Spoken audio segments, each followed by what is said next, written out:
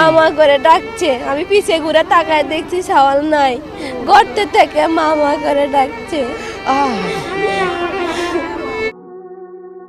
রাজশাহীর তানোরে গভীর নলকূপের মধ্যে পড়ে যাওয়া 2 বছরের শিশু বাচ্চা 35 ফুট মাটির গভীর থেকে মা মা করে ডাকছিল।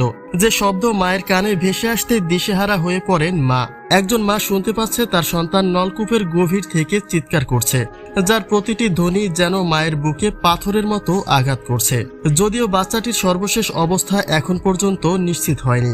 গতকাল গর্তে পড়ে যাওয়ার পর থেকেই চলছে উদ্ধার কাজ, কিন্তু গভীরতা বেশি থাকায় এখন পর্যন্ত নলকূপের শেষ সীমানায় পৌঁছাতে পারেনি উদ্ধারকারীরা। তবে তারা আশা ব্যক্ত করেছেন বাচ্চাটিকে জীবিত উদ্ধার করার। গভীর একটা নলকূপে একটা ছোট বাচ্চা পড়ে গেছে, আওয়াজ শোনা যাচ্ছে আর কি, কিন্তু এখনো উদ্ধার কার্যক্রম হবে। সর্বশেষ জানা যায় মায়ের কোল থেকে নামিয়ে দিয়ে মা খানিকটা নিজের কাজে ব্যস্ত হতে বাচ্চাটির চিৎকার মায়ের কানে ভেসে আসে, কিন্তু সেই শব্দটা ভেসে আসছিল 35 ফুট মাটির গভীর থেকে। মা বুঝতে পারেন যে পরিত্যক্ত নলকূপের মাঝে পড়ে গেছে তার 2 বছরের শিশু বাচ্চা।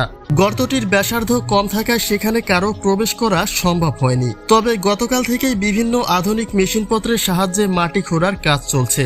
সর্বশেষ জানা গেছে নলকূপের প্রায় শেষের দিকে চলছে খনন কাজ। যদিও কূপের মধ্যে ক্যামেরা পাঠিয়ে বাচ্চার সন্ধান এখনো মেলেনি। তবে উদ্ধারকারীরা আশা ব্যক্ত করছেন যে 2 বছরের সাজ্জাদকে জীবিতই উদ্ধার করা যাবে।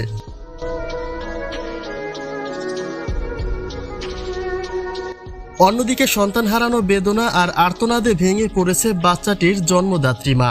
তার কান্না আর আহাজারিতে যেন কাঁদছে প্রকৃতিও। যখনই ঘটনার বর্ণনা দিতে যাচ্ছেন তখনই তিনি ভেঙে পড়ছেন।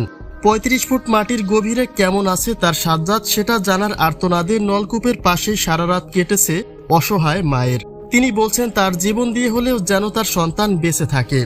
যদিও সময়ের সঙ্গে বাড়ছে সাজ্জাদের বেঁচে ফেরার আশঙ্কা। তবে খনন কাজ দ্রুত শেষ করতে পারলে হয়তোবা আল্লাহ তাআলার অশেষ রহমতে বেঁচে যেতে পারে বাচ্চাটির জীবন।